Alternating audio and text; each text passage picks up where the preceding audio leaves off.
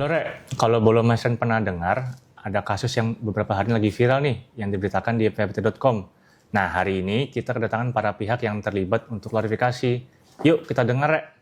Pertama-tama, saya ucapkan turut berduka cita ya, Mas Koja atas meninggalnya ayah. Iya Mas Rian, terima kasih. Saya juga udah diberikan kesempatan untuk klarifikasi. Nah, mohon maaf sebelumnya nih, tapi ini kan berita lagi simpang siur ya di media sosial. Nah, saya mau tanya nih, sekalian juga mengklarifikasi. Mbak Oji tahu nggak kalau misalkan calon suamimu ini, si Koja ini sebenarnya udah punya istri. Nah, diduga ini dia ini memasukkan tanda tangan istri pertamanya untuk mengalihkan aset ke dirimu. Enggak Mas, Uji nggak salah apa-apa Mas. Semua salah saya. Saya akan tanggung jawab. Saya akan menghadapi Mami Ebo. Dan juga saya akan minta maaf kepada almarhum bapak saya. Nah, terus gimana nih Jak selanjutnya? Saya juga sudah mendapatkan warisan dari orang tua saya. Jadi saya akan melanjutkan pernikahan kita. Ya kan sayang? Oh, jadi dapat warisan ceritanya nih. Enak dong. Iya Mas. Nah, sudah dialihkan belum nama di sertifikatnya? Jangan sampai kayak masalah yang kayak kemarin lagi, nyusahin semua orang. Belum Mas. Gimana caranya Mas? Wah, sini saya jelasin. Proses pengalihan kepemilikan suatu aset seperti tanah, rumah, atau properti lainnya dari seseorang yang meninggal kepada ahli warisnya. Dalam konteks hukum, pewarisan ini terjadi berdasarkan hukum waris yang berlaku, baik itu hukum waris adat, hukum Islam, atau hukum perdata. Sedangkan dalam administrasi pertanahan sendiri, peralihan hak karena pewarisan merupakan salah satu perubahan data yuridis dalam pemeliharaan data pendaftaran tanah. Menurut Kitab Undang-Undang Hukum Perdata, yang berhak menjadi ahli waris ialah keluarga saudara, baik yang sah menurut undang-undang maupun yang di luar perkawinan, dan suami atau istri yang hidup terlama. Surat tanda bukti sebagai ahli waris dapat berupa 1. Wasiat dari pewaris. 2. Putusan pengadilan. 3. Penetapan hakim atau ketua pengadilan. 4. Surat pernyataan ahli waris yang dibuat oleh para ahli waris dengan disaksikan oleh 2 orang saksi dan diketahui oleh kepala desa atau lurah dan camat tempat tinggal pewaris pada waktu meninggal dunia. 5. Akta keterangan hak mewaris dari notaris yang berkedudukan di tempat tinggal pewaris pada waktu meninggal dunia. 6.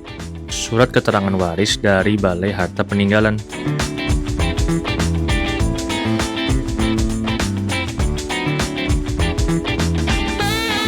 Kamu perlu tahu juga Sob, kalau berdasarkan pasal 44 Undang-Undang Nomor 24 Tahun 2013 diatur bahwa setiap kematian wajib dilaporkan kepada instansi pelaksana atau Dinas Kependudukan dan Pencatatan Sipil untuk diberikan akta kematian. Maka, berdasarkan surat Sekretaris Jenderal Kementerian Agraria dan Tata Ruang, Badan Pertanahan Nasional nomor B-839/4/2023 menyampaikan bahwa untuk setiap permohonan pelayanan pendaftaran tanah pertama kali dan pemeliharaan data pendaftaran tanah agar mensyaratkan akta kematian yang diterbitkan oleh pejabat yang berwenang, yaitu pejabat pencatatan sipil. Kalau meninggalnya udah lama, terus pencatatan kematian penduduk yang tidak terdaftar dalam KK dan database kependudukan gimana? Bisa dilakukan melalui penetapan pengadilan ya Sob, sesuai ketentuan pasal 65 Peraturan Menteri Dalam Negeri Nomor 108 Tahun 2019. Biaya peralihan hak karena pewarisan terdiri dari PNBP, BPHTB, dan PPh. Sedangkan alur peralihan hak karena pewarisan diantaranya adalah permohonan peralihan karena pewarisan, pencatatan dan penerbitan sertifikat, serta penyerahan sertifikat. Sertifikat tanah sudah elektronik. Apabila sertifikat sebelumnya belum diterbitkan secara elektronik, maka akan dilakukan alih media, dan output layanan adalah sertifikat yang diterbitkan secara elektronik. Apabila sertifikat sudah diterbitkan secara elektronik, maka output layanan berupa sertifikat elektronik edisi lanjutan. Oke mas. Nah, jadi gimana? Mbak Ozi masih yakin mau nikah sama Koja? Yakin nih Mbak, tapi kan Mami Ibu juga mau ngelaporin dia nih atas dugaan memasukkan tanda tangan.